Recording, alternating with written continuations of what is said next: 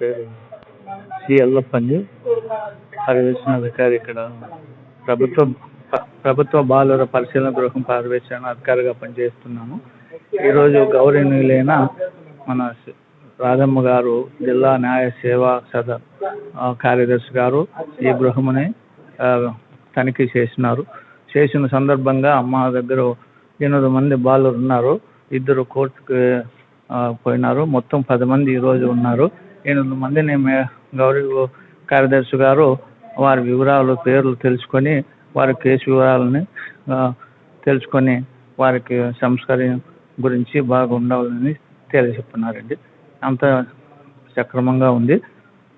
ఇది మా గృహం సోములదొడ్డి గ్రామ పంచాయతీలో ఉంది. తడకలేరు దగ్గర ఉంటుంది.